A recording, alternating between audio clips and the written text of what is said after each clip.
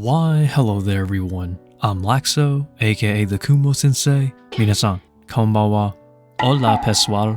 Yonshongne shada. And today, this video may be a bit short, but it is because I'm busy this week, so let's get straight into it. So the first thing I want to talk about is two Molts updates. One is from our green bottle blue, and the other one is an Avicularia.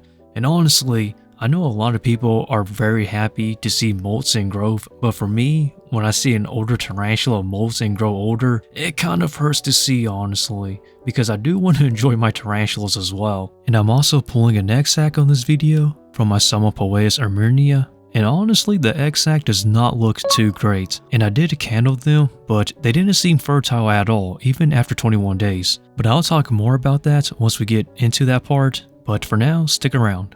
So let's talk about my green bottle blue and my Avicularia. So the green bottle blue, this is my oldest adult female that you're seeing, and she's really starting to show her age. She's very gentle, and she doesn't really kick as much hairs now because of her age, but I don't plan on breeding this female anymore because she's at an age where I think it's best if she has a very low energy retirement. And to be honest, a large portion of my adults are pretty much old mature females that are pretty much in their retirement phase. So a lot of them are not really going to be future breeders.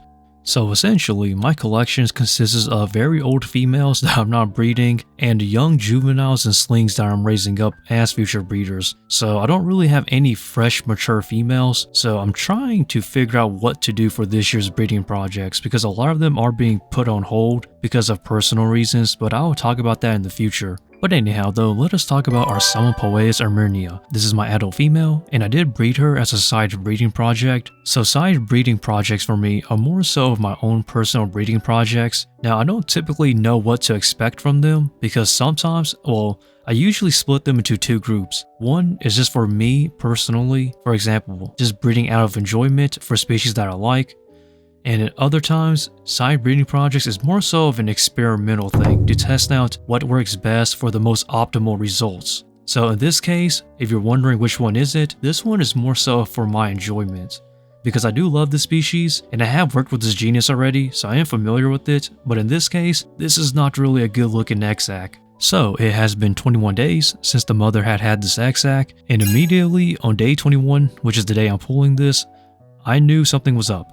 Because the egg sac looked very squished, and upon opening this egg sac, one side of the eggs were starting to rot and it was affecting the others, so the majority of this egg sac doesn't look too great. And upon candling these eggs, which you will see me candling these eggs, I don't really see any development. And when it comes to this genus Psalmopoeus, their eggs usually develop quite quickly, so it's pretty much a sign that this egg sac is not good. Now I did clean off the eggs that did look somewhat decent.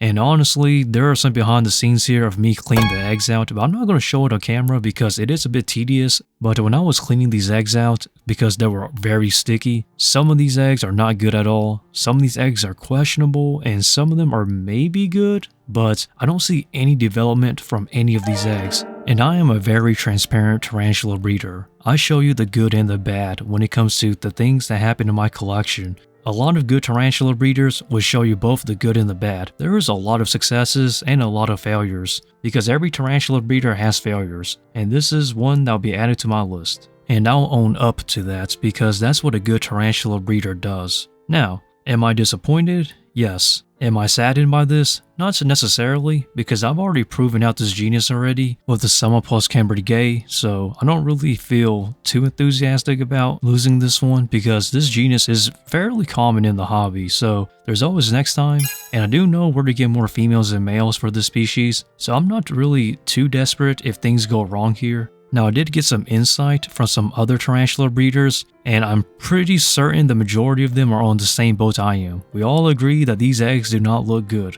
but there's still a small number that's still having doubts that hey, these eggs are good. But we're betting on that, because in my expert opinion as a tarantula breeder, I honestly think these eggs are not good. Even the eggs I saved, or the eggs that I think looks good, they're not fertile. I don't see any development at all in these eggs upon candling them.